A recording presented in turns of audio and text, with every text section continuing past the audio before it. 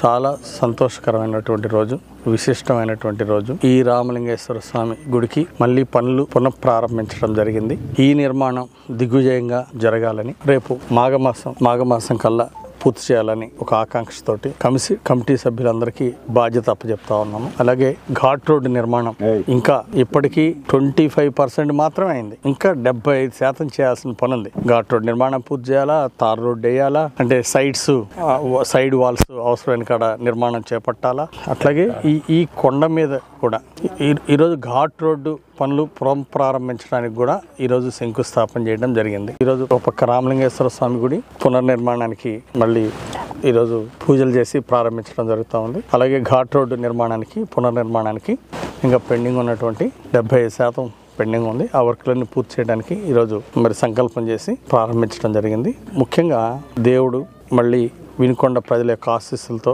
చంద్రబాబు గారి ఆశీస్సులతో మరి ఇక్కడ నన్ను మళ్ళీ 3వ ఎమ్మెల్యేగా గెలిపించడం, అట్లాగే చంద్రబాబు గారు నాకు ప్రభుత్వ చీఫ్ ఇప్పించి పల్నాడు జిల్లాకి ఒక గుర్తింపు గౌరవాన్ని ఇవ్వడం, చంద్రబాబు గారికి ప్రత్యేక ధన్యవాదాలు తెలియజేస్తున్నా. ముఖ్యంగా ఇది ఒక మహాక్షేత్రం. రామలింగేశ్వర స్వామి ఈ పుణ్యక్షేత్రాన్ని బాగా అభివృద్ధి చేసి ఒక రాయలసీమ నుండి రాష్ట్రం మొత్తం ప్రజలు ఇక్కడికి వచ్చి రామలింగేశ్వర స్వామిని దర్శనం చేసుకునే విధంగా, ఇక్కడ పూజలు చేసుకునే విధంగా ఈ క్షేత్రాన్ని అభివృద్ధి చేయాలనేది సంకల్పం.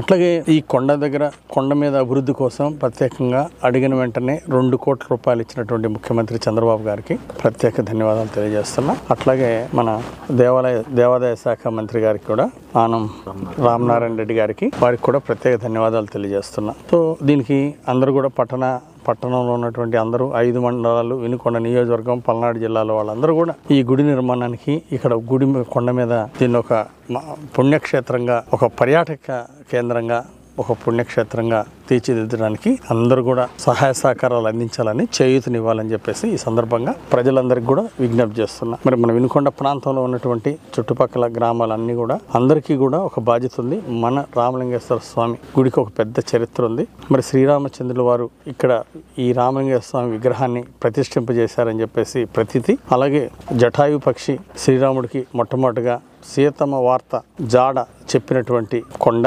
సీతమ్మ జాడ విన్న ఈ కొండ మీద విన్నారు కాబట్టి దీనికి విన్న కొండ అనేది ఒక పేరు వచ్చిందనేది ప్రతీతి. ఆ విధంగా ఇది ఒక పుణ్యక్షేత్రంగా, మహాక్షేత్రంగా, ఒక పర్యాటక క్షేత్రంగా దీన్ని బాగా అభివృద్ధి చేయాలనేది సంకల్పం. దీనికి అటు ఒక పక్క ప్రభుత్వ ద్వారా సహకారం ఉంటే, మరో పక్క ప్రజలందరినీ స్వచ్ఛందంగా బాధ్యత తీసుకొని ఈ నిర్మాణానికి సహకరించాల్సిందిగా, ఈ కొండ మీద అభివృద్ధికి, దేవాలయ నిర్మాణానికి అందరూ కూడా విస్తృతంగా విరాళాలు ఇవ్వడము, ఎవరికి చేతనైన సహాయం వాళ్ళు ఈ మహాయజ్ఞంలో అందరూ భాగస్వామ్యం అవ్వాలని చెప్పేసి నేను కోరుకుంటున్నా. ఈ కార్యక్రమంలో పాల్గొన్న పెద్దలందరికీ పేరున ధన్యవాదాలు తెలియజేస్తున్నా.